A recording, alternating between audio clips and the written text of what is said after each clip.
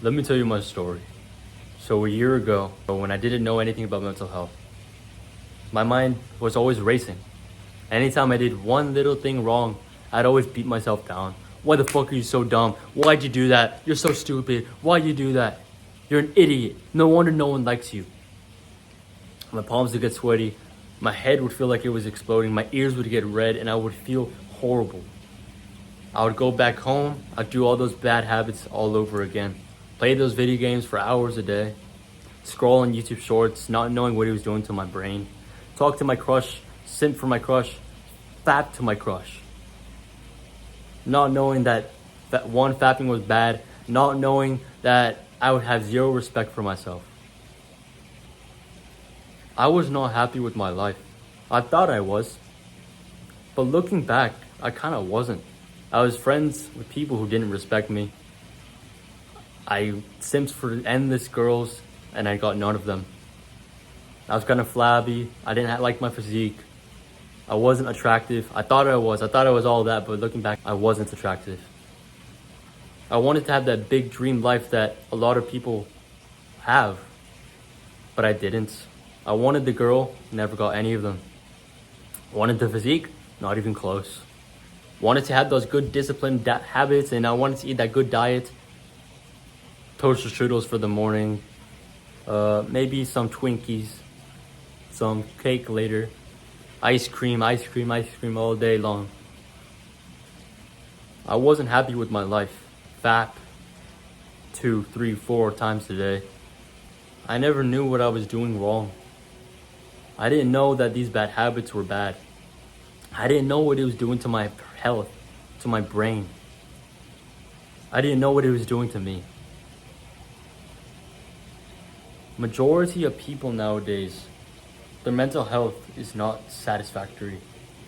A lot of people nowadays, they don't have good mental health. Why?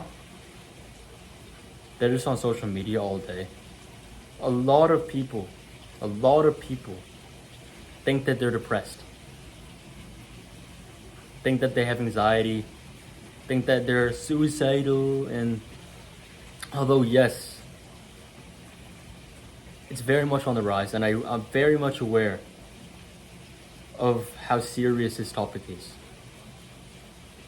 But let me assure you, just by following this guide and doing these habits, your symptoms of depression, of anxiety, will start to diminish in 2 weeks to a month. Not completely, but they will start to feel lessened. Like you won't have as much anxiety when you walk into a room. Your mind won't be racing all the time. If you do all of these habits for over a year, I can guarantee you your depression and anxiety will mostly be completely gone. Part 1, why your mental health is so bad. So let me explain to you what this molecule in our body is called. It's called dopamine. Now, dopamine is this molecule inside of us that's related to motivation. So let's say you see a piece of cake and you really want to eat it. Dopamine is also associated with pleasure. So most people think that when you're eating the cake, your dopamine is skyrocketed. And that's true. Scientists have found more recently is that dopamine is risen when you're on that pursuit. So let's say you want to eat that cake. You have the spoon in your hand and you're about to eat it and it's about to enter your mouth. That's when you have more dopamine than if you're just actually eating it. Now, what do I mean by more dopamine? So let's say you have a baseline level of happiness, of pleasure. So that's here, right? You're just going through your normal day. That's just your normal self. You have that motivation to do something bad. You want to jerk off. You want to watch some softcore porn. You want to eat that junk food. You want to play video games all day. You're on that pursuit, right? Boom, boom, boom. This is dopamine. This is your baseline, right? This is your baseline. This is dopamine. Your dopamine starts to skyrocket. When you start to do that activity, it skyrockets even more. However, once you stop the activity, when you stop jerking off and you're just there with the post-nut clarity feeling like shit, when you're done playing video games, when you're done scrolling on YouTube Shorts for 5 hours on Instagram, your dopamine level starts to decline at a rapid rate. You might think that it just might go to baseline and, I feel normal. You're dead wrong. It doesn't go up. Your dopamine, your happiness level doesn't go up. It doesn't go to the same. it goes below. It goes way below. After you eat that junk food, you don't feel well, do you? You don't feel like, oh wow, I ate so healthy today, I feel amazing, and I know I'm gonna have a good physique. No. It doesn't go back to baseline. You don't feel like, okay, I ate a piece of cake. No, you go below. You go below. Why the fuck did I eat the piece of cake? I feel like shit now. It's so sugary. I shouldn't have eaten that cake. I know I shouldn't have eaten the cake, but I fucking wanted that cake, but why did I eat it? You're doing so many things that you know you shouldn't be doing. And that's why your happiness is so low. So when your happiness level is low, happiness doesn't go back to baseline again. That peak of where that dopamine ends, where that downward spiral of dopamine ends, right? Now that's your new baseline. So let's say this is your original baseline. You do that instant gratification activity, boom, high rocket spike. Now you're down here. It used to be up here. Right here is now your new baseline. So you keep doing those bad habits over and over and over. Your baseline level of happiness keeps going low, low, low, low, low, low. That's why you feel unhappy. That's why like a year ago, 2 years ago, you felt way happier than you do right now. Because back then you just found out about bad habits. Back then you didn't even know they were bad for you. You're just like, oh, okay, everyone else is fapping, so let me fap. Everyone else is eating junk food. Oh, let me eat some junk food. Everyone else is on their phones, on TikTok, on Instagram, so I should do the same, right? 2, 3, 4, 5 years later, you're unhappy with your life. You're depressed. You have anxiety. Why? Because your baseline level of happiness over years and years and years has compounded below what the original baseline was. The original baseline was here. Now it's like around here, maybe even below. You are just giving in to instant gratification way too much. And anytime you give in to those instant gratifications after that activity, after you play the video games, after you scroll YouTube shorts, after you fap, after you eat junk food, after years, your baseline level of happiness starts to drop and you don't feel nice anymore. You don't feel happy within yourself. You feel like an ugly person. You don't feel nice. You don't feel right. You feel queasy in your stomach. You feel like a monster. And you don't feel like a normal human. You don't go outside. Just inside all day, unattractive, horrible posture. Addicted to your phone. Addicted to porn. Addicted to junk food. Addicted to video games. You're not happy with your life and you know that you have so much more potential, but you're not tapping into that potential. Let me introduce to you these two terms that saved my life. Instant gratification. Delayed gratification. Let's go with instant gratification first. Instant gratification are those activities that you do that bring you instant pleasure right now, but you know are bad for you in the long run. So, eating junk food. You feel like eating that piece of cake, that slice of pizza, so you eat it right now. You know it's unhealthy. You know you shouldn't be eating pizza, instead you should be eating healthy, right? But no, you decide to eat that pizza because, oh, it's just one pizza, one slice of cake, that's not going to kill you. Do that once a week. In a month, you do it twice. A few more weeks, 3 times a week. And eventually you start eating a cake every single day. You think, oh, it's not that bad. In a year, 2 years, you're fat and you're lazy and you don't feel right. You don't feel like a normal human being and you don't feel productive. You feel lazy and you feel bad for yourself. Anytime you look in the mirror, you feel disgusted. Why? You gave in to that instant gratification that made your life good right now for a max 5 minutes. But after that, you feel like doo-doo. After that, you don't feel nice. And after that, your life goes into a downward spiral of nothingness. That's instant gratification. Now, what are some instant gratification activities? Junk food, video games, endless content consumption on TikTok, Instagram, Snapchat, YouTube Shorts, YouTube, Reddit, Facebook, all those social medias, all that time spent on your phone. It's wasting time. It's wasting your potential as a young man, young woman. You're wasting your life away onto the instant gratification. So instead of studying to get into a good college, instead of studying to get better grades, instead of working out, what do? On your phone all day. That's instant gratification. You're not bringing yourself a good life and you're not bringing yourself happiness. You're giving into instant gratification that makes yourself now happy, but makes your future self unhappy with you now. So let's say you eat that cake, in a few years, you're gonna be fat. And then that version of you in 2 years is gonna think back to you right now, thinking, why did you eat that cake? Why? Why did you eat that cake every single day? Now I'm fat and lazy and now I'm unhappy with my life.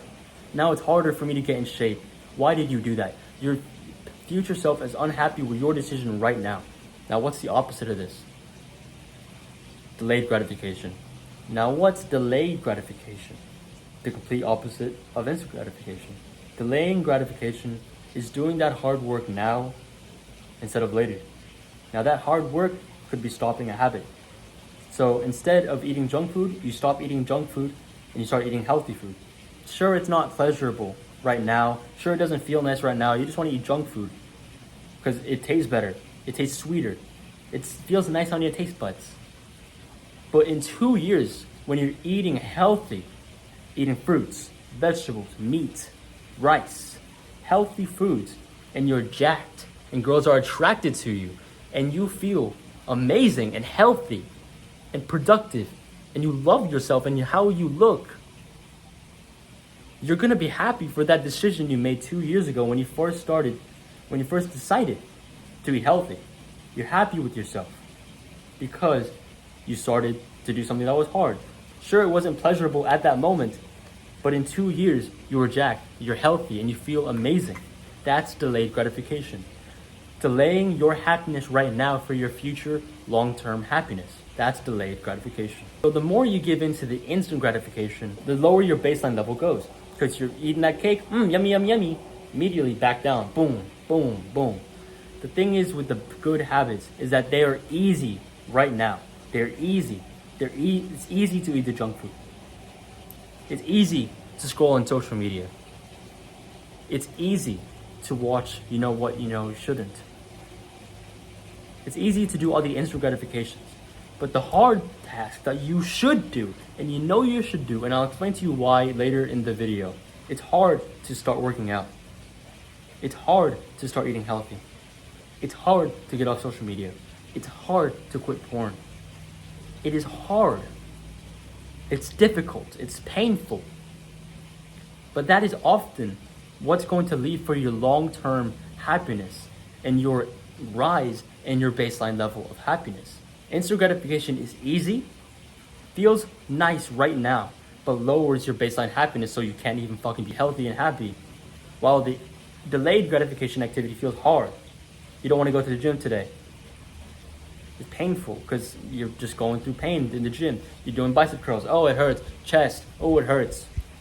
But in 2 years, 3 years when you're jacked, you feel amazing. Your baseline level of dopamine is up back here and you feel like a fucking man. Part 1.2, regret and shame.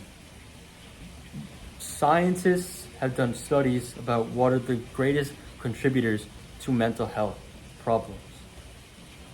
They found two: regret and shame.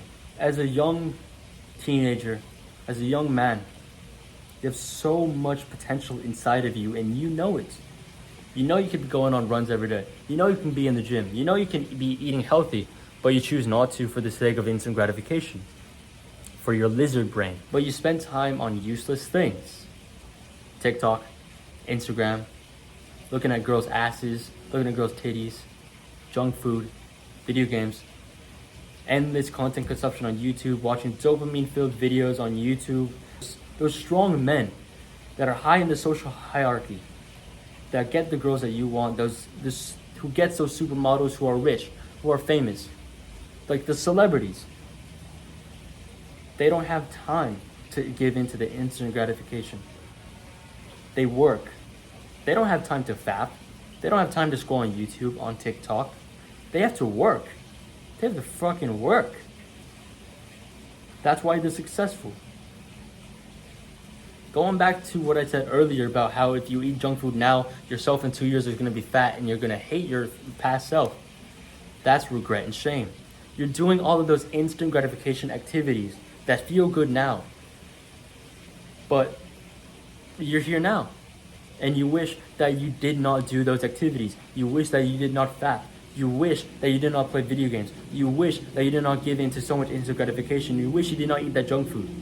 Because now your mental health is doo-doo. Now you don't feel happy. Now you need to watch this full guide about how to fix your mental health. And you're fat and you're lazy and you want to get good grades. You want to have a way to fix your life.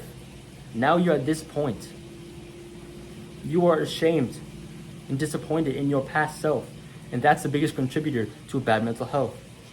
So anytime you eat that junk food, after 5 minutes of that instant gratification of, it tastes so nice in my taste buds, you feel ashamed and you feel like, why did I eat that? I should have eaten healthy. I don't feel nice. Like, now my stomach hurts. You feel shame and you feel like doo-doo. Last month, I fapped pretty big. I fapped to like some Yoko video. I gave into that instant gratification. And immediately afterwards, I felt shame. I felt disappointed in myself. My mental health dropped like that. From here, boom, all the way down. Fucking hated it. That's what you go through on a daily basis. And then I was just thinking to myself, fuck. Most people I know give into the instant gratification like this multiple times a day. And no wonder why their mental health is shit. No wonder why they feel like doo-doo. No wonder why they can't do any hard work because their brains don't work. So what do you do about this? You start changing those bad habits to the good ones. Replace these habits day by day, week by week, month by month. It's not going to be a snap progress. It's not going to be like really fast. You're not just going to instantly 180 your entire life in a day. That's just not going to happen. Give yourself a year. Give yourself 2 years to completely 180 your life. So what are these habits that you should be doing? Going to the gym, reading, meditating, journaling, taking a cold shower. Replace habits. You cannot stop habits. You can replace habits. Replace video games and scrolling on TikTok, scrolling on social media. Replace that with going to the gym, learning about research, learning about how to maximize muscle growth. Instead of fapping, instead of masturbating to those softcore porn videos, start meditating, start journaling, start reading, spend time outside in nature. Replace looking at all those girls on Instagram, on TikTok with their ass and titties out with reading, with being out in nature and talking and spending time with yourself, reflecting what you can be, the strong person that you could be. Trust me, it will take time to get to the life to where you don't do the instant gratification activities anymore and you start to replace those with the delayed gratification activities. It took me 6 months to a year and I'm still not even fully there yet. Sometimes I still fat. Sometimes I still eat junk food. I still do some of the instant gratification activities sometimes. But I've made so much progress in only a year alone. This journey will take time about fixing your mental health. This will take a lot of time, but it will be worth it. Trust me. You will get the girl you want if you fix your mental health. You will get the grades you want if you fix your mental health. You will get the money, you'll get the fame if you just fix your mental health. Because when you have a bad mental health, you cannot work. You cannot do anything. You cannot be productive. It's impossible. Depressed people, they can't even brush their teeth. They can't even have any self-care or self-respect because their mental health is so bad. From this point forward, I'm going to teach you step by step habits that you can implement that will change your life. They changed mine. And it saved mine. If not mine, I saved my own girlfriend's life. I saved her life. She started to get on to the good habits. I told her exactly what to do, and I'm going to tell you exactly what to do. In a year, she went from depressed and lonely to happy and loved just by doing those good habits. And that's what this full guide is going to bring you. If you implement every single step and you don't bullshit yourself and you turn your brain off and you listen to my advice, you followed your own brain, what your own brain told you for years, where has that led you? Not to the place you want. Not to the place you want. You wanted to be jacked, you wanted to be famous, you wanted to be known. You wanted to get girls. Following your brain got you to the complete opposite. If you just follow my brain and you turn your brain off, you will get to that life where you're happy, where you're healthy, and you're proud of yourself. If you just follow my advice, turn your own brain off, like shut it off, listen to my advice, and just do what I tell you to do, it will it will change your life forever. Let's get into the next point. Okay, part 2, the fundamentals. You've been living in comfort your entire life. And the only way to really fix that is to live like a normal human. You're inside all the time, all day, scrolling YouTube shorts. You're talking to your friends on Discord instead of playing with them outside. You're just on your phone all day, looking at some naked girls on TikTok, and that's it. That's your daily routine. You wake up, scroll on your phone for the entire day, go back to sleep. Maybe play video games here and there, maybe eat some bullshit junk food. Fixing your mental health is not hard. A lot of people with mental health problems might say, oh, it's really hard to fix my mental health. If you think that it's hard to fix your mental health, what the fuck are you gonna think? You want a good mental health, right? Then why are you putting that belief onto you that, oh, it's hard to beat mental health? No, it's really not. All you need to do is do the right habits.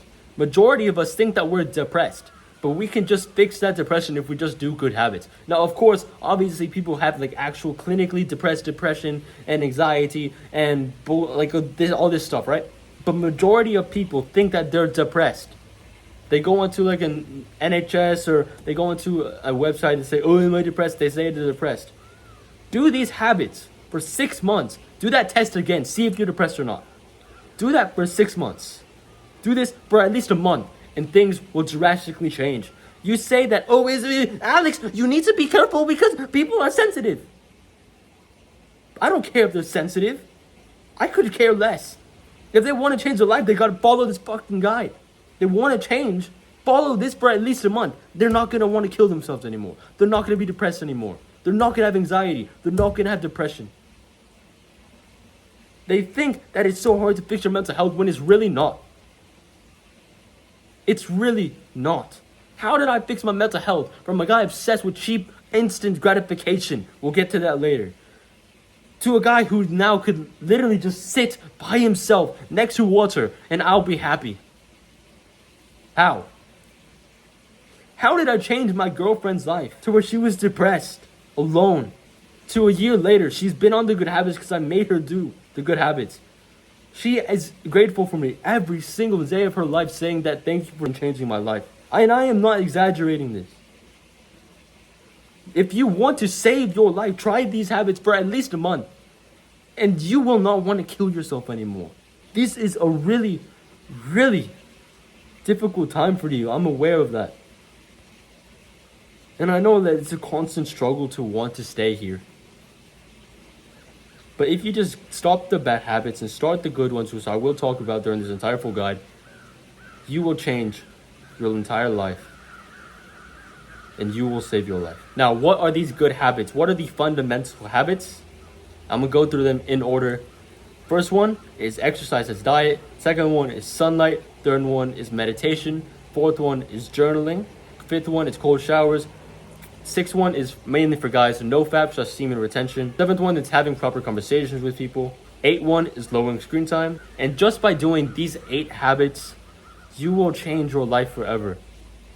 It will save your life. If you at least do these habits for a year, they will save your life. And I'm not exaggerating this. If I did not start these good habits, I would be genuinely depressed right now. If you want to save and you want to change your life, mental health needs to be your priority. If you want to be good at school, fix your mental health first. Because if you have a bad mental health, you can't even focus on school. If you want to get good at a business, fix your mental health first. Want to get a good physique, fix your mental health first. But just by fixing your mental health, you will save your life and you will change every part about you. Fixing your mental health is like the prerequisite to anything you want to do in your life. Again, you want to get good grades, fix your mental health. Want to get a good body, fix your mental health. Want to start a business, fix your mental health. And this guide is going to go in depth of how to fix your mental health. Part 3, exercise/diet. Now imagine this. You're looking in the mirror with your 10 out of 10, the perfect dream physique. You have a perfect V-taper. You look like a Greek god. Your delts are the size of mountains. Your biceps are humongous. Your lats and your back look like a perfect V. You have that dream TikTok fuckboy physique that so many people want and desire, and you have it. People respect you. Girls lust over you. There's this simple philosophy that changed my life forever. Look good, feel good. If you just look better, You're gonna feel better about yourself. You're gonna have more confidence. Right now, honestly, if I'm just assuming right now, you're probably kind of low average. You're kind of average, maybe a little bit below.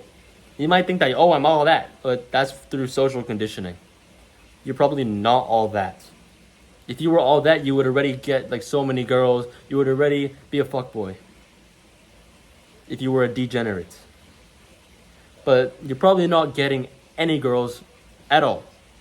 One of the main reasons why is just because you're not attractive enough.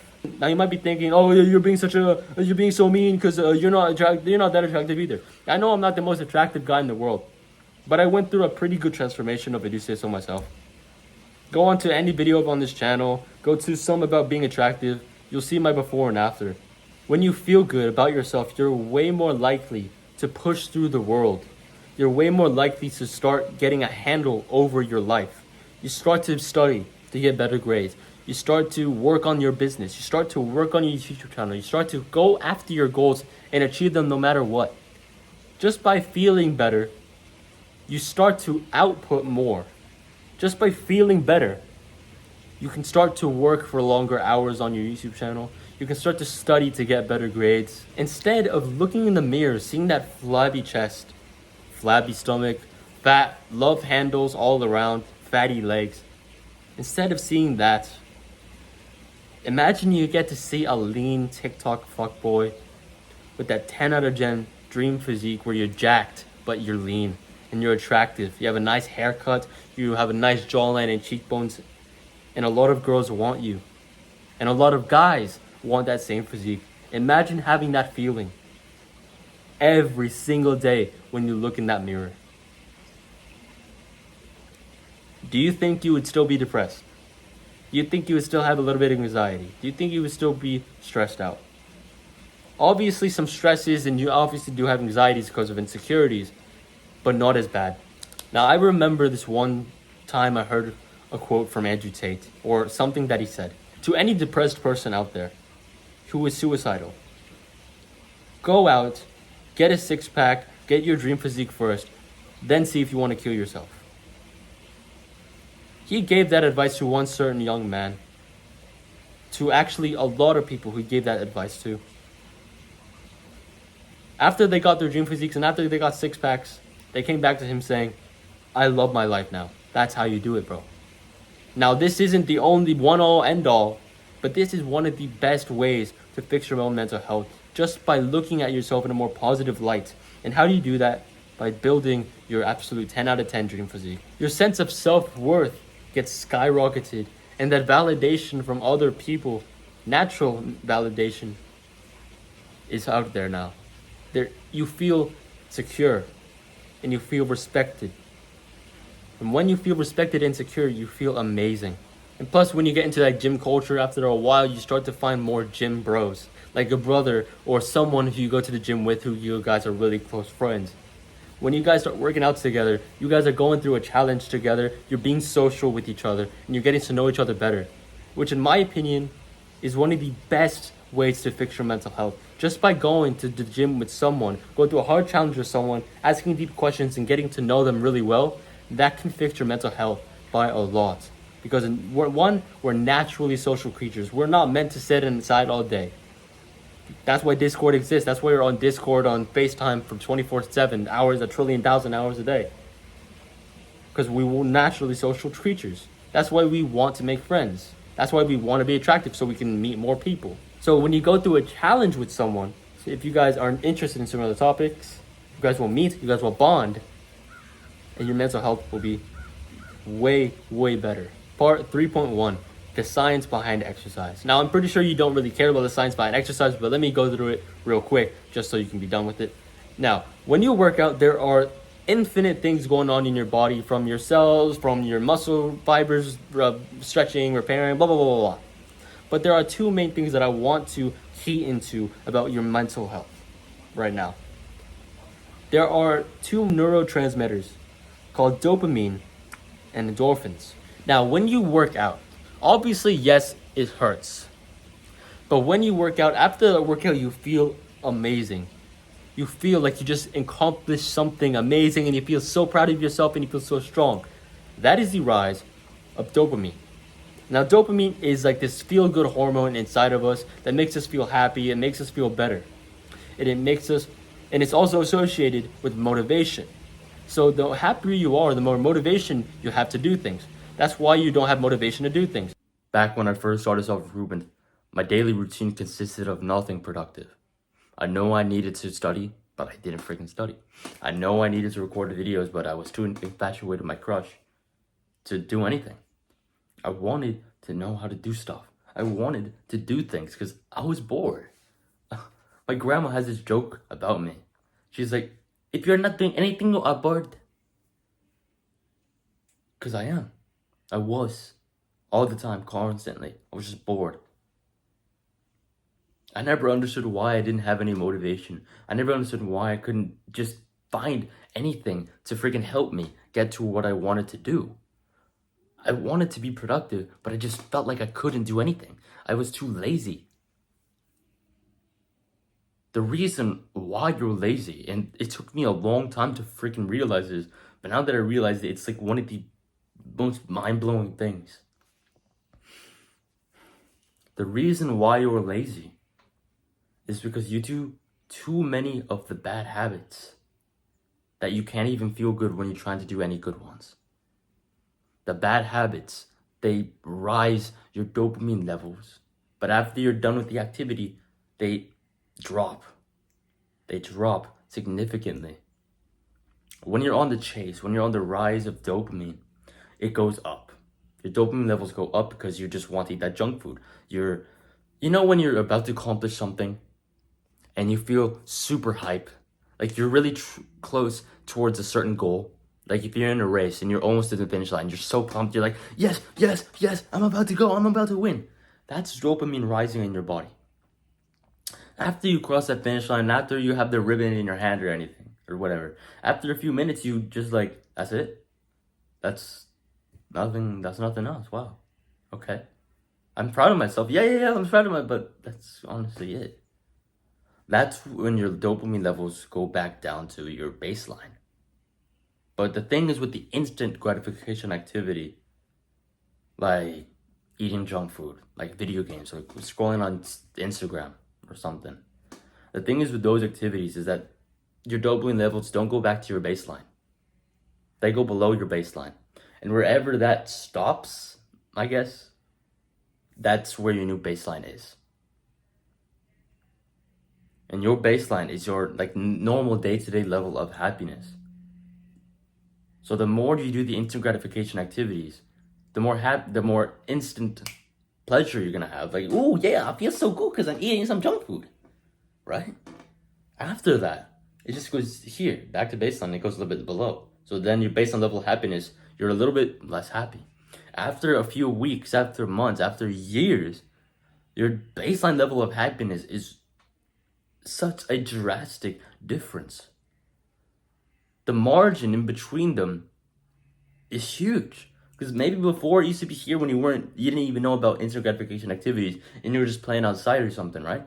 And now it's all the way the freaking down here after months of doing the instant gratification activities.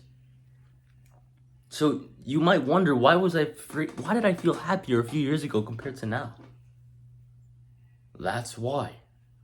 That's the reason why you don't feel happy anymore. That's the reason you don't feel as happy. Because you're just giving into too much instant gratification. That the more you give into it, the less happy you become. Because you're chasing the instant pleasure, you get the instant pleasure, and then it doesn't go back to baseline, to go below your baseline level of happiness. So that becomes your new baseline. Go it again, boom. Go it again, boom, boom, boom. And it goes down, down, down, down, down, down. So how does this relate to not being able to do any work? Dopamine it can be the pleasure hormone, right? The chemical reaction inside of your body that makes you feel happy. But scientists, especially Andrew Huberman, has actually found through countless studies that dopamine isn't only like the pleasure reaction in your body. It's more of the motivation to the chase towards something. So like I said before, if let's say you want to eat some cake and you see the cake, your dopamine levels rise when you feel like doing it. When you feel like eating the cake, like, oh, that cake looks so good, I want to eat it. So then you get the spoon, and then you pick it up, and then it goes in your mouth. Your dopamine levels are higher than ever. You eat it, so good, good, good. It tastes delicious. The cake tastes delicious in my mouth, the chocolate, right? After that, after a few minutes, your dopamine level goes down and below baseline. Dopamine is at its peak when the motivation is at its peak. When you're right about to put the cake in your mouth, when you're right about to eat it, right? That's when motivation's at its peak. And dopamine is pretty much motivation. So if the dopamine goes below baseline, your motivation also goes below baseline. So the reason you don't feel like doing any work because you're not motivated is because your motivation is pretty much non-existent after months and years of bad habits. And also, another side note is that you're overstimulating your mind through the instant gratification activities. So when you're trying to study, when you're trying to do homework, when you're trying to edit videos, when you're trying to be productive in the gym or something, too many thoughts are going on in your head and you're not stimulated enough.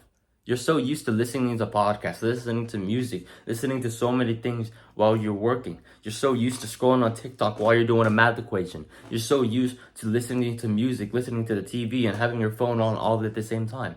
You're overstimulated. So when you try to do one single task without any distraction, it's like the hardest, mind-boggling thing in the world. It's like the hardest thing to do.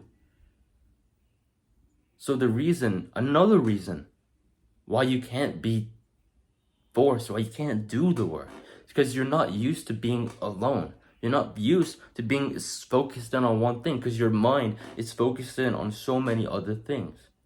So when you're trying to freaking read a book, it's like the hardest thing in the world. So how do you combat this? How do you combat all of this? You have to start by delaying your own personal gratification. So there is this very easy guideline that you probably should follow. And honestly, if you just understand this, you can implement what is the delayed gratification in your everyday life. So instant gratification activities are easy to do, but they make your life worse in the long run. So it's really easy to eat the delicious cake and the chocolate and vanilla, and it's so delicious.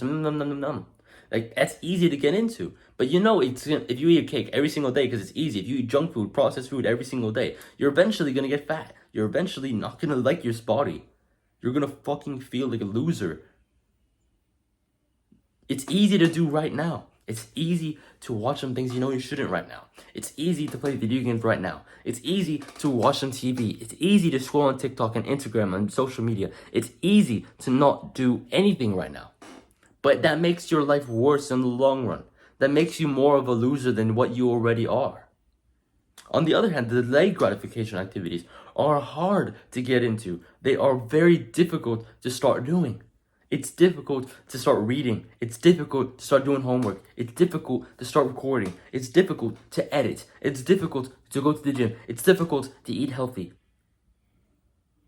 But those difficult things make your mind so used to being in uncomfortable situations, which makes your mind grow. It makes your abilities to withstand pain and discomfort much higher. David Goggins calls this callousing your mind. Like calluses, like on your hand here? That's a callus, right? It's giving your mind armor. It's armoring your mind to make it be able to withstand the hard delaying gratification activities. It's making it easier to allow yourself to get into those hard delayed gratification activities. And eventually, once you do them enough, it just becomes like normal. So when you first started eating healthy, it was hard, but after a year, it's no problem. It's hard to start getting into the gym, but after a year, you start to see progress and boom, wow, It's not that hard anymore. It's just part of my routine. I just go lift some weights, right? That's the same thing. So just start by doing more delayed gratification activities. Actually, my theology teacher, he's such a knowledgeable person. I love him with all my heart. He's one of my favorite teachers. He says you can't really get rid of habits. You can't get rid of vices. The good habits are called virtues. The bad habits are called vices. You can't get rid of vices, but you can replace vices with virtues. So let's say a very simple example. Instead of eating bad today, you don't cut the bad food out, like entirely. You replace the food. Instead of eating a pizza, you replace the pizza with some chicken, some vegetables, some salmon, some rice, right? Some healthy food. Instead of cutting out video games, instead of taking that out, you don't take it out, you replace it with something else.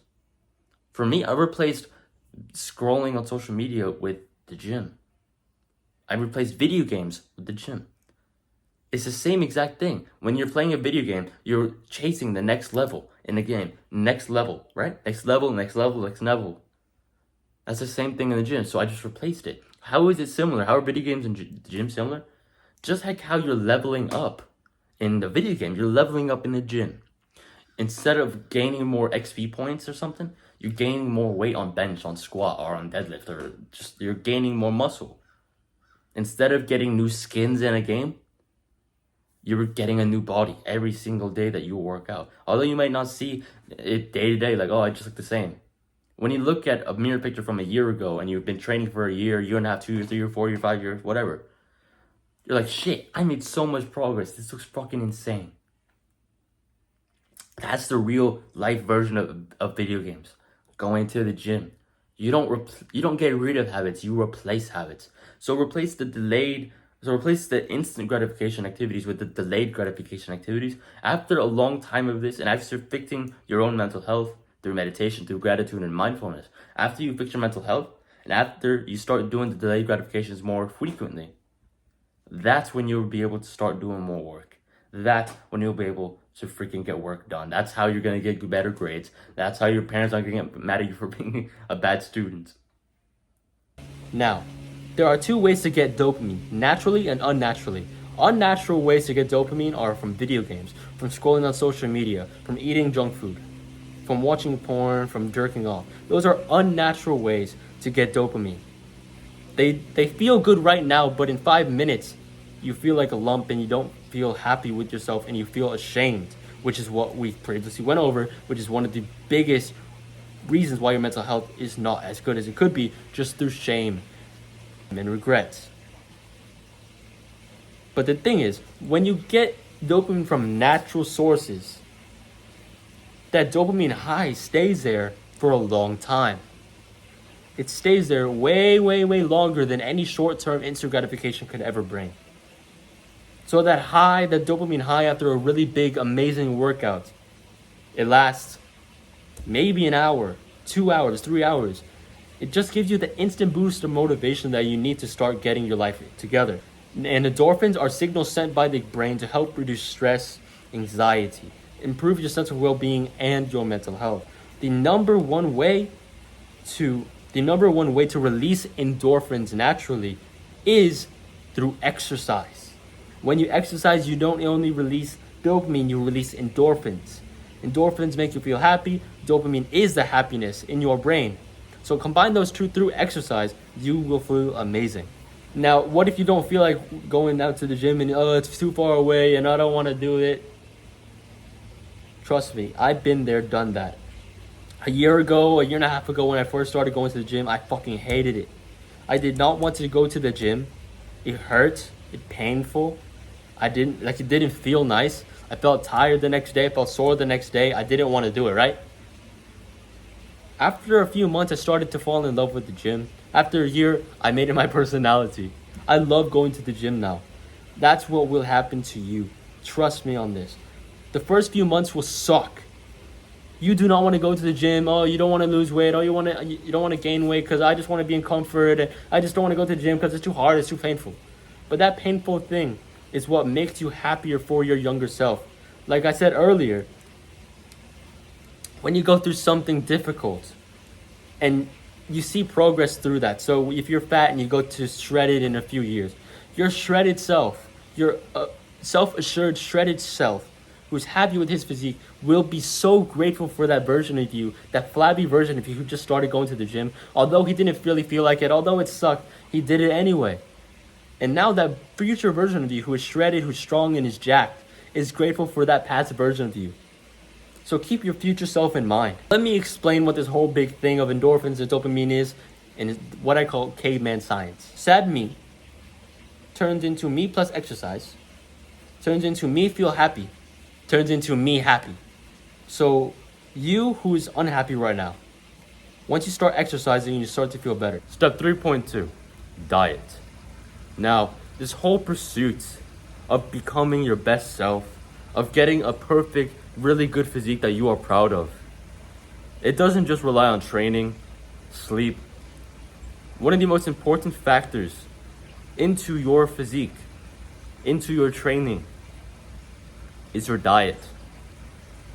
I remember when I first started training, I heard this quote by Mark Wahlberg, I believe, and he says, going to the gym, building a good physique, it's 20% training, 80% diet. Over the year of me training, I've come to realize that that's completely true. That what's more important than your training is your diet. Now, of course, if you're not training hard, then that's not good, because you should train hard. You should progressive overload, which means that you should add more weight, add more reps over time, right? If you're not progressively overloading, you're not going to build any muscle. But also at the same time, if you're not eating right, you're not eating enough, you're not going to build any muscle either.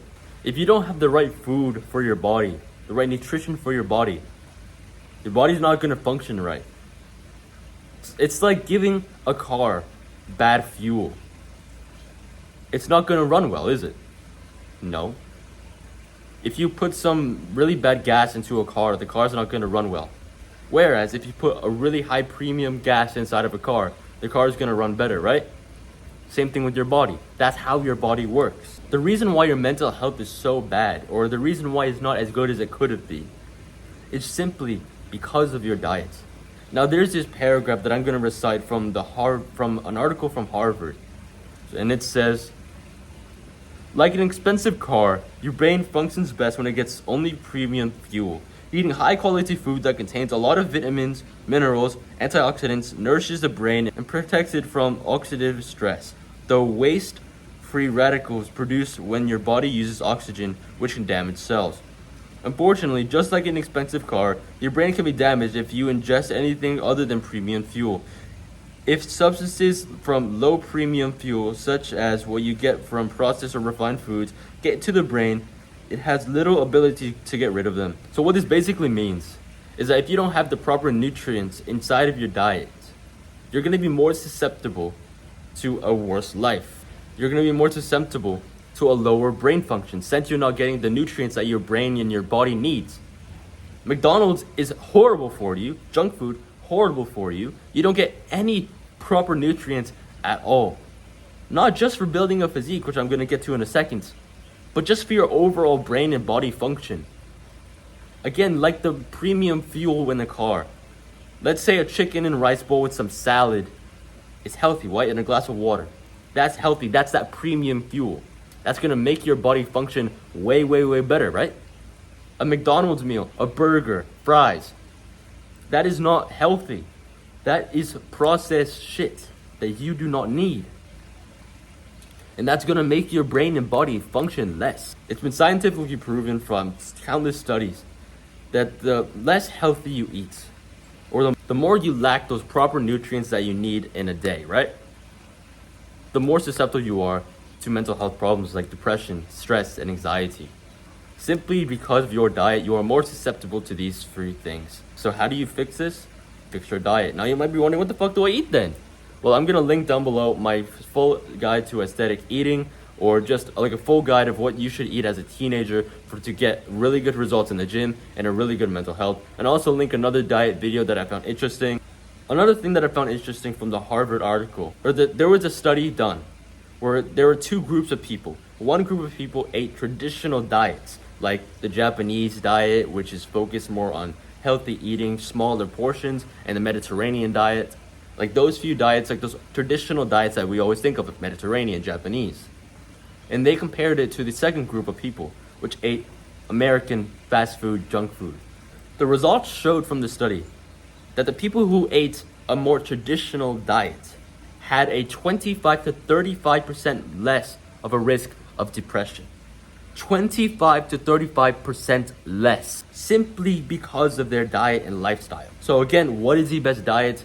Go down below, go to the description, watch those two videos that I found interesting. One of them is from me, one of them is from another creator. But you might still be wondering, but why is it so hard to change my eating habits? Why is it so hard? I can't eat the good food all the time. It's like not filling for me. It doesn't feel nice. Okay, so this is your action step for this part of the video. What I want you to do is at least try to eat at least one healthy meal every single day. So it can be either breakfast, lunch, or dinner. Just try to choose one of these meals to be your healthy meal. The other two, for now at least, can be whatever you want. It can be your normal diet. But I just want you to try at least one meal a day. To try at least make that meal healthy. So for breakfast, what's a healthy meal idea? Maybe some ham, like healthy ham, like boar's head.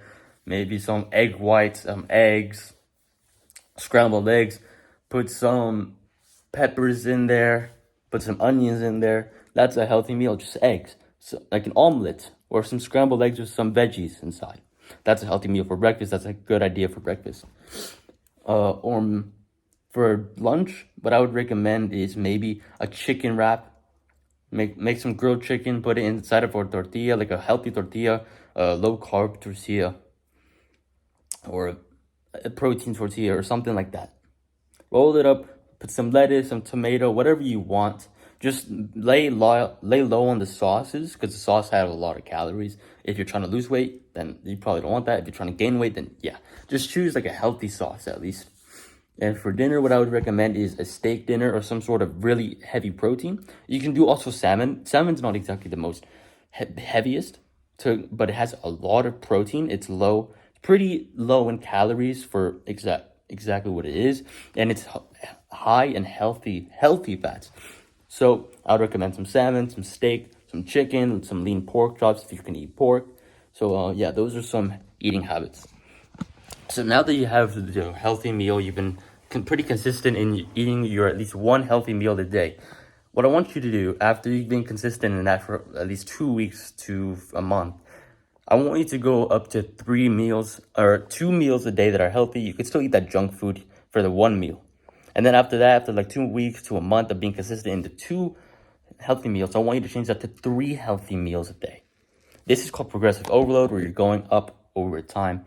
So you're gaining more days, you're gaining more meals of healthy eating. And eventually, you're going to just want to eat healthy because that's makes your brain feel better and makes your workouts feel way better, and you're going to feel way happier about yourself because you know you did the right thing. You know you ate the healthy food. You know you did something right instead of regretting doing something wrong because like, I just ate the cake, now I don't want it. Like, now I know I'm already fat, so I'm going to get more fat. So yeah, hold this up. There is one thing that's keeping you back from the life that you've always wanted, and that thing is called your lizard brain. Part 4, lizard brain versus your advanced brain. So what is the lizard brain? Well, the lizard brain is a part of us as humans that keeps us in our conditioned, comfortable life. So instead of eating that nutritious, healthy food that doesn't taste as good, our lizard brain tells us to eat the bad junk food that tastes good but is horrible for us. Our lizard brain has told us to keep scrolling on YouTube for hours, wasting so much potential and time instead of going to the gym, instead of reading, instead of meditating. Our lizard brain has taught us to stay conditioned, has taught us to stay weak, to stay feminine, to stay docile. That part of our brain is called the lizard brain that keeps us in our conditioned, instant gratification seeking self. It wants us to feel inferior to everyone else forever. And instead of giving us a +1 in our lives, it gives us a -1. Now, yesterday I was on call with my girlfriend, and we stayed up pretty late, like talking to each other, which is something we rarely ever do. So the reason why we stayed on so long is because my lizard brain kept telling me, stay on the call, stay on the call, stay on the call. Because obviously, yes, I love my girlfriend with all my heart, but looking back, I know that was from my lizard brain telling me, oh, stay on call because I just want to talk to her. That was my instant gratification, right there. That was my instant gratification. The lizard brain does things out of compulsion and not out of logic. The reason why you feel like you need to eat the junk food is out of compulsion, right? It's out of compulsion, and that's your lizard brain right there in activation. Another example of your lizard brain is where you see a cookie or a slice of pizza. Instead of thinking about anything, you just eat it. No. You just eat it right away. See the pizza? No, mine. You see the cookie? Mine. Brownie? Like, it's just eating. All of that process, bad food for you. And it doesn't just have to be food. It can be anything else in your life. Like I said, my lizard brain was telling me to stay on call with my girlfriend, even though I knew I was going to wake up late. I was going to feel groggy in the morning. Other forms of instant gratifications that your lizard brain keeps telling you to do are probably the most destructive habits. Scrolling on social media, your lizard brain, after like 5 minutes, keeps scrolling, scroll, go more, scroll. And afterwards, you feel like shit. Why? Because your baseline level, because your dopamine is going down. It's going down. It's going to go past baseline, right? Like I told you earlier in this video, in this full guide, right? The reason why your mental health is so bad is simply because you follow what your lizard brain says. So some other forms of instant gratification that your lizard brain wants from you. One of the biggest ones for a lot of young guys, honestly, is jerking off, masturbation, porn, softcore porn on social media. I've been victim of this many times for a few years. I recently just stopped like completely all the way. And it's one of the most freeing things of my entire life because I'm working harder than ever before. Sure, sometimes I'm being a little bit lazy here and there, but I'm not looking at those girls on Instagram. I'm not jerking off all the time. So I've just been saving up so much energy, and I'm filled with energy. And we're gonna get into like porn and masturbation and semen retention a little bit later in the video, but that's another form of instant gratification. You aren't even in control of your own body. That's what the lizard brain makes you feel, not in control. So after you eat that slice of pizza, after you did a jerkathon, right? You snap back to reality after a few minutes and think, fuck, what the hell happened? Why did I do this? I shouldn't have jerked off. And now I feel lazy and unproductive. I shouldn't have eaten the junk food. Now I know that I'm going to get even more fat. Fuck. You snap back to reality after a few minutes, and then you have to clean up. Then you have to deal with the shame and guilt. That's what the lizard brain makes you feel every single day of your life. Every single time you give into the instant gratification activity. You snap back to reality and you feel like shit. You've already binge ate. You already jerked off. You already scrolled on social media. But you don't want to anymore. You don't want to feel like shit anymore. Now you might ask yourself, but how do I stop giving into the instant gratification? How do I get rid of my lizard brain? In order to figure out how to get rid of your lizard brain, we first need to understand the advanced brain. Now, the advanced brain is that part of your brain, which is the complete opposite of what the lizard brain is. The advanced brain wants you to take a step towards your aspiration, towards your goals, wants you to get a step one in life, wants you to get a +1 in life. And yes, doing the delayed gratification activities is way harder and more difficult than giving into the instant gratification.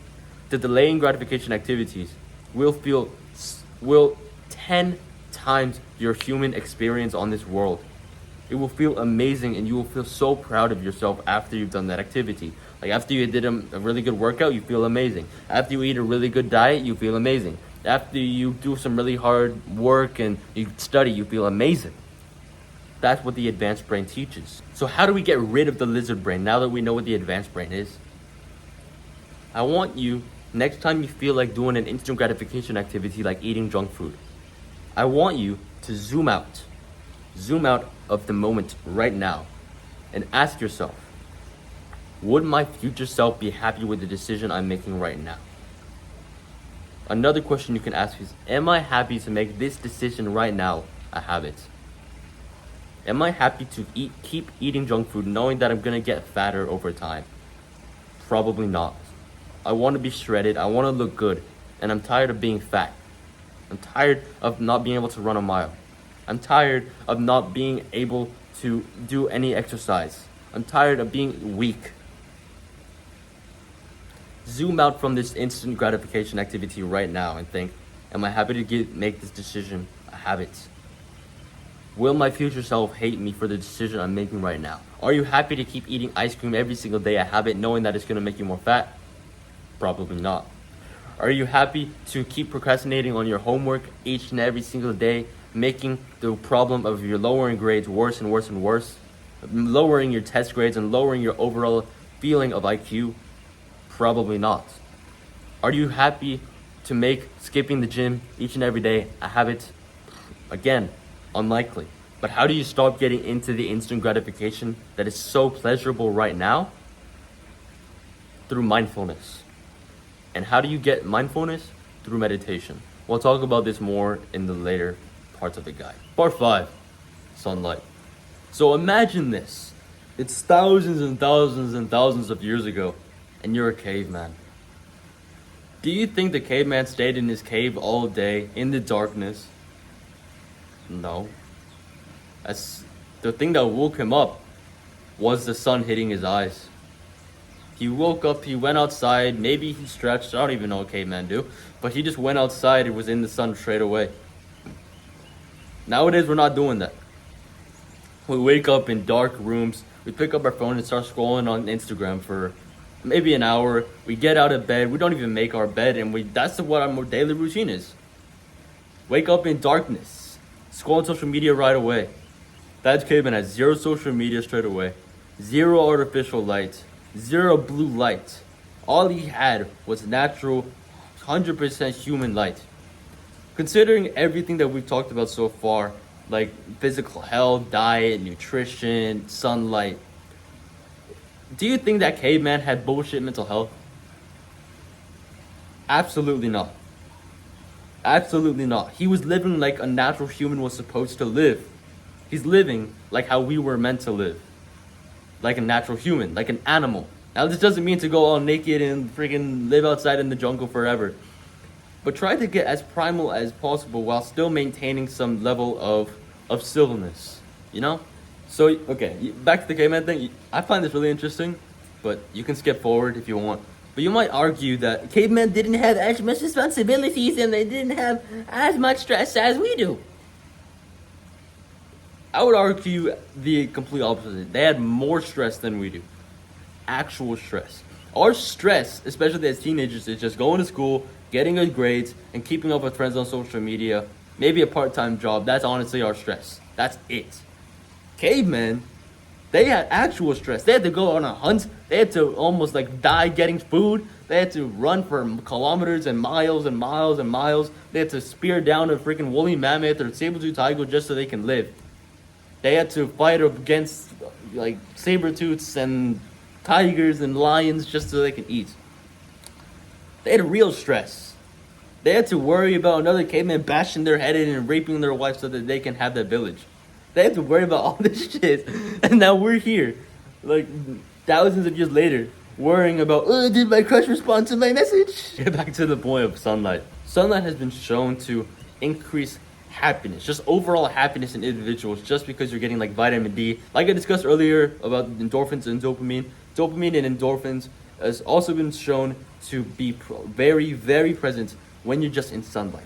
Even on cold days, even on cloudy days, just by going outside, that's still more sunlight than if you're indoors. You know what I mean? Because like indoors, it's way darker. Even with artificial light, it's way darker than the sun. Even on cloudy days, because today's like a pretty cloudy day, right? There's still more sunlight outside. Sunlight doesn't just have to be sun shining onto you. Sunlight could just be a cloudy day and there's still light outside. If it's not like pitch black outside, you should still go outside because there's still more sunlight. Molecules like dopamine, endorphins, oxytocin, all of these molecules get released when you're just outside in the sunlight. And all of these combined causes our mood to increase, causes our mood to feel much better. It causes us to feel happier. Just like our ancestors lived, we should aim to live like that naturally. Because all of these artificial things, they're artificial. Artificial lights at night, they're causing us to think, okay, there's sunshine, so we shouldn't go to sleep. Same thing with blue light, which we're going to talk about later. But if we think about it, our brains have not developed as much as we think. So if we see any light that isn't firelight, moonlight, at night, if we see like a light on, like a lamp, or a really bright ring light that I have for my videos, if I see that at night, my brain automatically thinks, okay, it's daytime. We shouldn't go to sleep yet. That's just what our brains think. Because our brains associate light with awake, dark with sleepy. So if our environment before sleep is very bright, our brains won't be able to go to sleep. Now, what can we do for this? Maybe dim the lights if you can. If not dim the lights, use candles. Because it's been shown that like some sources of light doesn't affect this, like it doesn't affect this whole process of thinking that it's sunshine, so we don't go to sleep. One of them is fire. Fire has been proven to not allow this process to happen as much. It doesn't even let this process happen because fire is natural, right? These artificial lights aren't natural. LEDs aren't natural. The natural firelight doesn't have this effect. Neither does Kindles. Like, you know, Amazon Kindles for reading, it supposedly doesn't have this effect, honestly, which is actually kind of interesting to me. So if we just lived like our ancestors did, naturally, our mental well-being will be way, way, way, way better. So what's your actionable step for this part of the guide? Your actionable step is to go outside right now. To get outside way more often than you do right now. Way more often. So maybe instead of doing homework inside in the dark, do your homework outside. Just spend more time outside. Even if you're just on your phone, even if you're not even being that productive, spend that time outside. It boosts your mood way better. If you're scrolling on social media indoors in a dark room, you're going to be way more depressed if you scroll on social media outdoors. Although you're still scrolling on social media, you're outdoors, and the sunlight makes us feel way better. Like, I was just inside for a few minutes, and my mood has drastically increased just from recording outside. That's why I love recording the mental health guide outside, because my mental health is way better outside. But if it's raining and it's cold? If it's cold, you can wear a sweater. Are you stupid? But if it's cold, you can just wear a sweater. And if it's raining, if you have like some sort of awning or something, like maybe an umbrella shades you from the rain, you should go under that. You should find time to get outside as much as possible. Just go outside way more. That improves your happiness. Okay, another caveman Alex diagram. Sad me. Sad me go outside. Sad me, no more. Me happy now because me outside. That's caveman. That's freaking caveman freaking logistics, bro. And that's the real truth. Just go outside more. Part 5.1. Sunlight in the morning. There is this neuroscientist renowned for saying how sunlight is so important in the morning. And his name is Andrew Huberman. Now, you might have seen him on TikTok. You might have seen him on Instagram, on YouTube from his podcast. But what I've learned from him so far is that there is this stress hormone called cortisol inside of us as humans. A lot of cortisol is honestly not that good. But that shock to the system when you're outside out of a dark room, that rises cortisol, but in a natural, healthy dose. Just like cold showers shock the system from extreme heat, from under the covers and you're so warm, to extreme cold and you're just shivering and you're cold. That shocks the system, that rises cortisol, but in a natural way. Same thing with sunlight. Because when you see the sunlight, yes, oh my god, it's like it blinds you, bro. It blinds me. But it's a healthy amount of cortisol. Now, obviously, don't look directly in the sun because you're going to ruin your eyesight. Just get outside more, maybe squint if you have to. Like, let your eyes readjust, let your cortisol readjust. Just spend more time outside. I have found that every single time I'm outside, I am way less depressed and I'm way less unhappy if I'm outside than compared to when I'm inside. Even if I'm doing the exact same thing. Even if I'm just sitting in my room, like on the floor, just looking around. I'm happier when I'm outside, looking around, doing the exact same thing, sitting on the floor. Also, sunlight early in the morning, as soon as you wake up, helps regulate our circadian rhythm. Our circadian rhythm is our body's internal clock, which basically says, okay, this is the time you wake up, this is the time you go to sleep. The faster you can get that sunlight in the morning, that tells your body, okay, suppress melatonin. Melatonin is a molecule in the body that tells us, okay, it's time to go to sleep. It makes us feel drowsy and sleepy. That's why you're sleepy, through melatonin. So when you see that sunlight early in the morning, that signals your body to tell melatonin, okay, come back in like 12 to 16 hours. We don't really need you right now. Well, we need you later when it's time to go to sleep, but not right now. Seeing that sunlight early in the morning, rising night cortisol just tells melatonin, okay, see you later. This helps our body get ready down for sleep because, like I just said, you're telling melatonin to come back in 12 to 16 hours, which is about the time you're going to go back to sleep, isn't it? So this is not only going to help you with throughout your day, but this is going to help you with sleep. Part 5.2, blue light. Now you might be wondering what the fuck is blue light. Well, blue light is what radiates from your phone, from electronics, that goes into our eyes. So I just discussed what melatonin was, right? And the circadian rhythm. Blue light has been shown to decrease levels of melatonin significantly. And that's not good. Especially if you use your phone like the last hour before you go to sleep. That's basically telling your body, okay, don't go to sleep. Don't go to sleep because I don't want you to sleep. It's already nighttime, but I don't want you to go to sleep. Because since melatonin is a hormone in our body that tells us, okay, we're sleepy now. And blue light suppresses melatonin a lot. That's like, okay, I don't want to go to sleep tonight. And this fucks up your circadian rhythm a lot. And I'm telling you, a lot. I remember when I didn't put on the red light filter or the blue light filter, which I'm going to talk about a little bit later. I remember when I didn't have that and I used my phone right before I was going to go to sleep. My sleep was horrible. It was horrendous. My sleep isn't the best now, but compared to then, it feels like it's an angel. It feels like I'm sleeping like a baby compared to back then. My sleep back then was absolute doo-doo, and the main factor because of that, just because I used my phone too close to bedtime. Just too close before I was going to go to sleep. And during sleep, that's when our body repairs itself. That's when our body has time to think. That's when our body just rests. So if you're in the gym, sleep is the main time where your body builds muscle. Your body doesn't build muscle when you're in the gym. That tears the muscle fibers. The food replenishes the muscle fibers, but the time where your muscle fibers repair is during sleep. Sleep is the most important thing for our bodies and our mind. So if our sleep is shit, your body's not going to be able to function as well as it could, as if you had a really nice night of sleep. All the times where my sleep was absolutely horrendous, even today, even recently, my mental health is way worse compared to the times where I wake up real refreshed and on time. And I go to sleep on time, wake up on time, right? All the times where I've woken up late, all the times where I've went to sleep late on my phone, my mental health has dropped. And anytime I've done the complete opposite and I did everything right, my mental health has increased. Here's your actionable step for this part of the guide. Here's your actionable step that honestly changed my entire sleep schedule and honestly changed my life and allowed my eyes to not be fried before I was gonna go to sleep and helped me not suppress my melatonin levels as much. So go into settings on your phone and look for display and brightness. Scroll down and look for night shift. Click on it and schedule a time a few hours before your bedtime and an hour after waking up.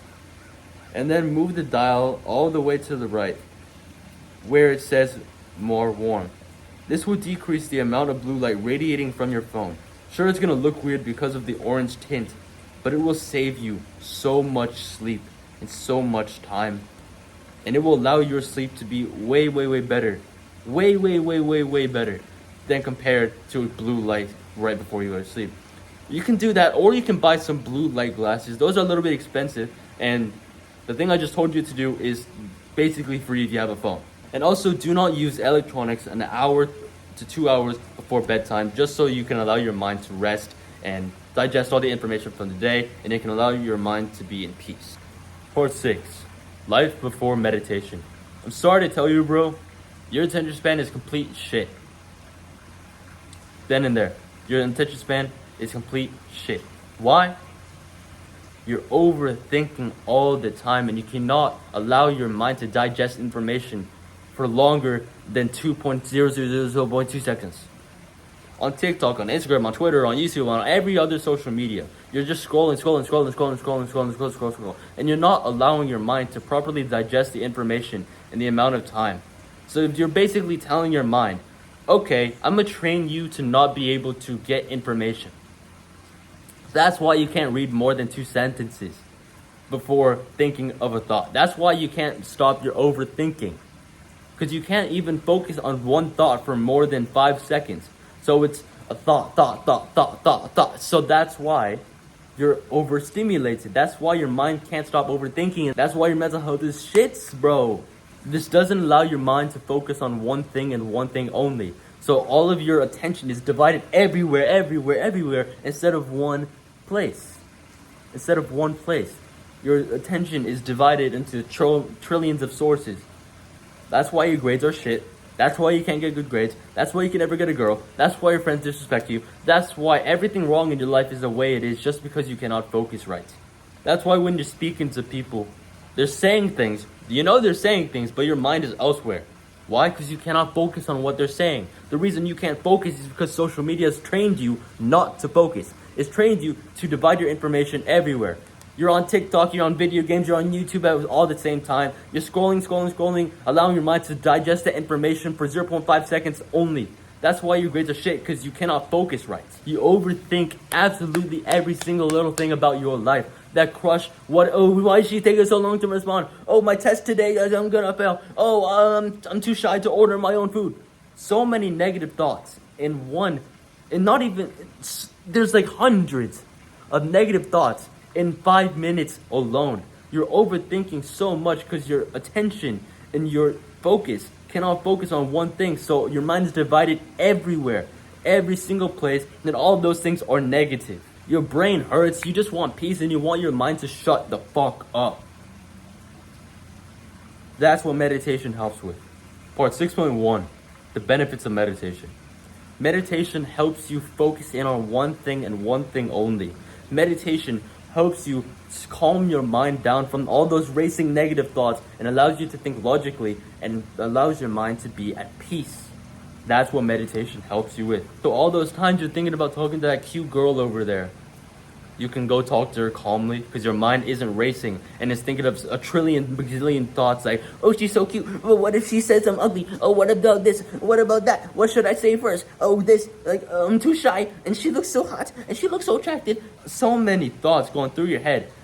And then you regret when she freaking leaves because you didn't talk to her. The version of yourself who meditates, who is calm, who's relaxed, goes up to talk to her right away, and you guys have a really nice conversation. You get her number, and maybe, just maybe, she becomes your girlfriend. So the reason why you can never talk to that girl is because you're overthinking. The reason why you can never get that good grade on a quiz, on a test, is because of your overthinking about a problem. Oh, what about, it looks like this, but what about if it's this? And no, I think it's this one, and maybe it's this one, maybe it's a quadratic formula. I don't. That's what your mind is. Every single time you take a test, every single time you study, every single time you're about to talk to a girl, every single time you're about to order food, your mind's just constantly frantic and everywhere, and you cannot focus on one thing. That's what meditation helps with. It allows you to focus, it allows you to relax and calm your mind. So anytime you want to talk to that cute girl over there, you can calm your mind with one deep breath, and you can just go talk to her. The more you overthink and the more you think, the less you're gonna do. So instead of focusing on the test and being relaxed and calm, you're too frantic and you're overthinking, and that constant overthinking and that constant state of freaking out is going to allow your mind to not be able to focus, and it's going to come up with the wrong answers. That's why your grades are kind of doo-doo. Not only just because you can't focus, but because you're frantic and your mind, it keeps racing. Do you think you're going to do better on a test if you're calm or if you're frantic? If you're calm or if you're freaking out? Obviously when you're calm. Why? Because your mind thinks clearly when you're calm. That's just simple logic. The more calm you are, the more your mind can be able to think clearly and slowly. Anytime you think clearly, your mind is going to come up with a better decision. So when you calm your mind down before you're about to go talk to that girl, you know what to say. You can feel the vibe of the energy. You can just get along with her. You can get into a social flow state. So after you've been starting meditating for a while, and your mind has started to become more calm, and you can start to get that energy, get that sense of calm when you're about to take tests, or when you're studying, when you're about to talk to that girl. Now your parents aren't gonna email and text you all the time about your shit grades, because now you're doing better in school. Now you're not gonna feel that regret about not talking to that girl, because now you're actually talking to that girl. Now, instead of frantically thinking, oh, what should I order for food? And the waitress looks so cute, and I don't want to talk to the waitress because she looks so cute. And you can calm your mind and just think, bro, she's just a freaking girl. Let me just order my freaking food. I'm hungry. Another benefit of meditation, it doesn't just calm your mind down. It calms everything else down. When your mind is calm, your body's calm. Like my mind right now is calm, so my actions are calm. When I'm doing like that impression of what your mind is right now, my body's all over the place and I'm freaking shaking, right? Compare that to the times where I'm just like right here, like exactly this moment. I'm just relaxed, my mind is calm, my body's calm. Girls are way more attracted to the calm, collected guy. They do not want to be with emotional, beat down on yourself freaking guys. They just don't. Who's just like, hey, how are you today? Like, girls don't want that kind of guy who thinks he's funny, who's actually an idiot. Girls don't want a guy who pouts and screams and overreacts for no fucking reason, who's so sensitive, who anytime she's like, that wasn't very funny, the guy's always like, but I thought it was funny, and why are you so mean to me? You hurt my feelings. I remember this one story. I remember this one time I was talking to a crush like maybe 2 years ago, year and a half ago, and I was just showing her a picture of the steak I made because I used to cook a lot, right? She was like, and I cooked it well done. And she was like, I think medium's better, and you should really cook it medium. I took that to offense. I took that to levels where it didn't even need to be. And I was like, why are you so mean to me? You're so mean. You know, you're unsupportive. Why are you doing this to me? You suck. I don't like you. And it was, oh my God. And it was just like not a fun experience.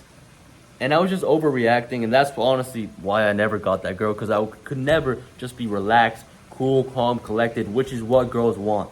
How do you become cool, calm, and collected to where you can attract girls? Fuck, I'm telling you, just freaking meditate and start becoming relaxed and calm. All of the people that I know who meditate are super duper duper calm. They're relaxed, they're chill. And I knew a few of them before they started meditating. And before they started meditating, their minds were everywhere. Their bodies were everywhere. They can never just focus and then relax. And their body, they always have to be moving. And they're just like after they started meditating, they can just relax and just be calm, right? So the benefit of meditation, the main benefit that I want to introduce to you is that your mind and your body and everything about your life is just calm. Of course, you will still have some frantic eras and frantic moments, but all in all, majority of the time, your mind is still, your mind is relaxed and calm. Meditation also helps with mindfulness. Mindfulness is the ability to realize your desires, realize emotions, realize wants. So anytime you're scared, anytime you see a spider, instead of just frantically screaming, there's a spider, kill it, kill it, kill it, you can just relax. You can be like, shit, there's a spider here. You realize that fear in your mind. You know you're scared because you're scared of spiders. I'm scared of spiders. So you can just realize and just think, okay, there's a spider here. How are we gonna kill it? Like, let's chill out. This happened to me a few days ago, actually. So I was just taking a shower, doing my business, right? And I just see like a small spider here. And my mind immediately just went boom. I was scared. My eyes widened a little bit. I was like, oh shit, there's a spider. But then I realized, just relax. Just stay calm. Like, it's just a small spider. We can just wash it away with the water. After I washed it away and after I went down the drain, I was just like, holy shit. Mindfulness. Like, fuck, that was insane, bro. How the hell? Because a year ago, before I started meditating, if I saw that spider, I would have been freaking out. I would have been like, there's a spider in the shower. I couldn't even think of how to get rid of it. I would just be scared as fuck. After a year of meditating, I realized that fear. And I was like, oh shit, there's a spider, but let's stay calm. Let's just wash it away with the freaking water. Another example of mindfulness is food. Because before I developed mindfulness, as soon as I saw brownies, as soon as I saw a slice of pizza, I was like, gimme. And I ate it like a fatty. And I ate the junk food, which I told you was really bad for you early in this guide, right? I just ate it without any thought of, is this bad for me? Is all this sugar gonna make me fat and unattractive? Is all this junk food gonna make my brain not function and make me have shit grades? Mindfulness is the ability to realize your desires, right? So you see that pizza, that slice of pizza looks so good, and then you just think, I want to eat it, but that's probably not the healthiest option. If I really want to get my grades up right now, and I really want to get shredded, and I want to look better, and I want to start eating healthier, I want to go to the gym, I don't think I should eat this pizza right now. I can eat it later, but I don't think I should eat it right now. That's mindfulness. Instead of just picking up the pizza and stuffing it in your face, you can logically think, I think I should wait for this pizza another time, because I've been kind of slacking on my diet recently, and I'm really focusing on the gym and losing weight, so I should eat that pizza another time. That's mindfulness. And mindfulness is also just realizing the present moment. Sometimes I'm not mindful and I'm just staring on my phone, or I'm just typing whatever, right? And then I think you need to be mindful. So then I'm mindful of my whole body. I notice so many small infinitesimal things that I didn't even think I really needed, that I don't think of, like breathing. I haven't been focusing on my breath at all because I'm just talking, right? Now I'm focusing on the breath. Now I'm just relaxed. Now I'm calm. Now I'm more able to just relax. I'm aware of my feet placement. I'm aware of my body. I'm aware of the sounds of my voice. Mindfulness is awareness. Awareness is mindfulness, and mindfulness is awareness. So the more mindful you become, the more aware you become of everything else. It also helps with awareness of your surroundings. So anytime you're just around, you can just stay relaxed, and you can just think, okay, if something bad happens, I know where to go, I know what to do, because you're aware of your surroundings. You're aware if something goes wrong. You're aware of, okay, this feels kind of sketchy. I don't think I should go down that alleyway. Part 6.2, how to meditate. Now, I've always wondered, how the fuck do I meditate? How do I do this correctly? I can give you some advice, but I would rather you get it from the professionals who's been doing it for decades. Now, there's this non-profit organization, there's this free app on the App Store called Medito. So go to your App Store right now, as I'm talking to you, go to your App Store right now and search up Medito meditation. It's going to be the first one. It looks like a white logo with a purple thing in the middle, or maybe they changed it by then. But just search up Medito and download that app. Go into the app and click on the big square middle thing and click on that. And that's going to be your first ever meditation session. And just do the sessions. Try to get as consistent as you can. Because meditation, if you don't do it at least 3 times a week, or if you don't meditate at least every day, your mind is still going to be the exact same, and you're not going to develop as much awareness and mindfulness as possible. I meditate every single morning. You can meditate at night, but the goal is to try to meditate every single day. Of course, things will get in the way, and I didn't meditate today, but just try to get as consistent as you can with meditation. Because I find that on days where I don't meditate properly, or at times where I just don't meditate at all, my mind is frantic. My mind is overthinking. Yesterday, I didn't meditate properly. I didn't sit down. I just took a few mindful breaths, and that was my meditation. My mind that day was all over the place. My overthinking was all over the place, and I was thinking, should I break up with my girlfriend? I didn't work out today. This, that. I gotta do this. I gotta do that. I gotta make the laundry. I gotta eat food. My mind was all frantic, right? I was not able to relax because I didn't meditate. On the days where I do meditate, which is mostly every single day, my mind can think clearly. So download that app called Medito. Go to the beginner courses. Try to get as consistent as you can. Of course, you're not going to be able to meditate straight away every single day. It took me at least 5 months to get consistent. It might take you longer. It might take you shorter. but just try to get as consistent as you can. And Medito has some streaks that you can keep yourself accountable with. And I love Medito so much. I meditate with it every single morning. And during the meditations with Medito, it's gonna share with you how to sit properly, the posture to do meditation, how to breathe right, how to keep your mindfulness on your breath. Now, I'm not sponsored by Medito at all. This is just like a shout out to them because they changed my freaking life. They changed my life. Meditation changed my entire life. Now, I might not be a professional in meditation, but I can give you what works for me and simple basic steps to meditation. So during meditation, you sit down with crisscross applesauce, your hands resting on your legs. And what I do is I close my eyes and try to focus as much as possible on your breath. So you breathe. Try to keep the breath in mind as much as possible. So just breathe. Now, immediately, not even a second after you start trying to meditate, your mind will start thinking of things. And you're not even realizing that your mind is thinking of things until a few seconds, maybe even a minute passes, and you think, oh shoot, I haven't been focusing on the breath for a while. And you might get discouraged and you might think, oh, meditation's stupid and this shit never works for me. Meditation isn't trying to get rid of thoughts. Meditation is just realizing that you have a thought and coming back to your present moment, coming back to the breath. So think of it as a bicep curl. So anytime you're at the contraction of the bicep curl and you're over here, this is peak mindfulness. Anytime you're letting the weight go down, you're thinking that this is thinking. Okay, so remember that time where like this happened and I have to eat today. And then you think, oh shoot, I haven't been mindful. So you take that really big mindful breath and now you're back here. And then you slowly start to repeat the process and you breathe again and you lose your train of thought. And then you start to get involved with the thought and then, oh shoot, okay. That's what meditation is. So every single time you breathe, mindfulness, anytime you think, oh shoot, I haven't been present, so let me be present for a while now.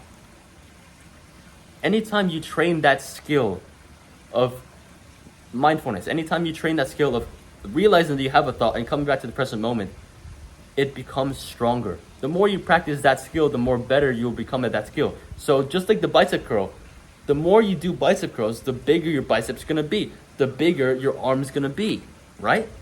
Same thing with your mindfulness skill. The more you practice that skill, the better you are at that skill. If you practice basketball every day, you're gonna be better at basketball. If you practice martial arts, if you practice weightlifting every single day, you're gonna be way better at that certain skill. So mindfulness is a skill that you can develop, that you can learn over a long period of time. And trust me when I say this, before I started meditation, even the first week of meditation, I was shit at this. I'm still kind of shit at this, but I'm way more mindful than I was back then. So let's say when you first start, you can only be mindful for a half second.